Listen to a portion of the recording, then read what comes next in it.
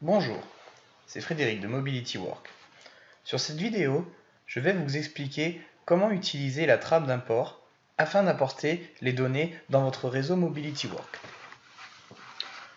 Dans ce fichier, vous pourrez trouver plusieurs onglets qui correspondent à différents types de données importables dans Mobility Work. Dans ce premier onglet, vous avez la possibilité d'importer les différents utilisateurs qui seront dans votre réseau Mobility Work.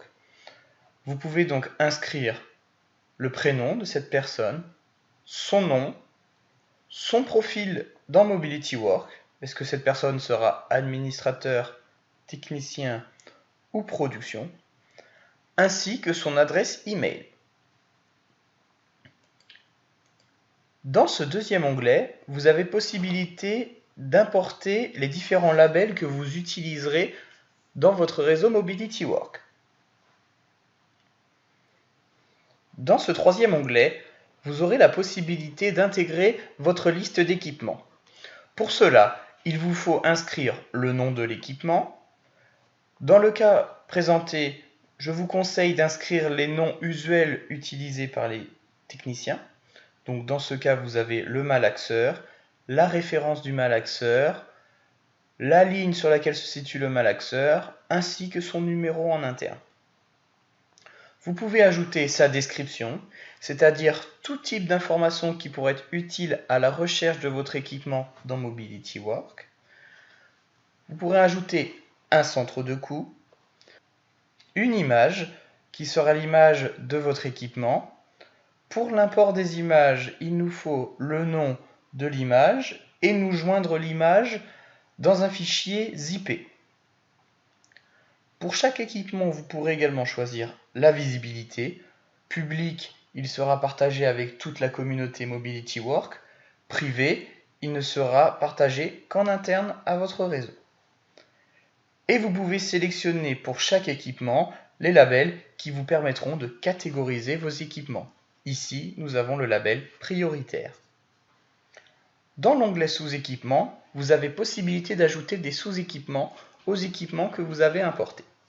Dans ce cas précis, sur le malaxeur, je souhaite ajouter un sous-équipement qui est l'ordinateur. Vous trouverez également sur cet onglet les mêmes informations à rentrer que pour l'import des équipements. Dans l'onglet pièces détachées, vous avez la possibilité d'intégrer vos pièces détachées dans Mobility Work.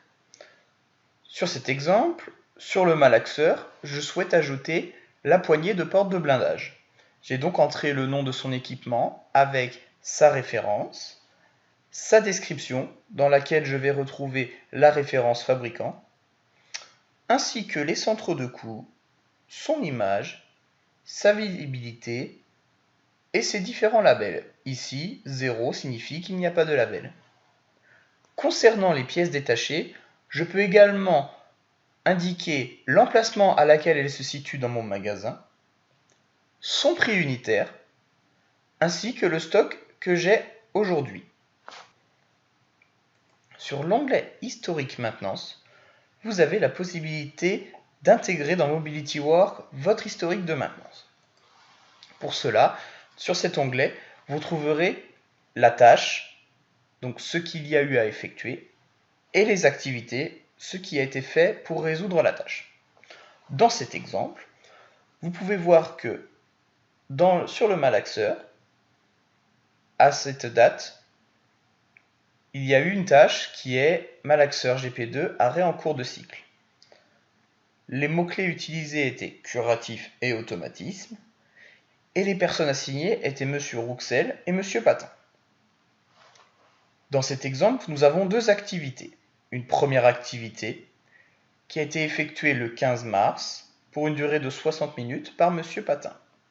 Puis une seconde réalisée le 16 mars d'une durée de 120 minutes réalisée par Monsieur Rouxel.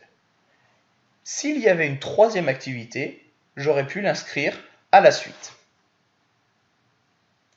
Pour vos plans de maintenance, nous avons possibilité de les intégrer. Cela s'effectue dans un second temps, une fois que vous avez validé l'utilisation de Mobility Work.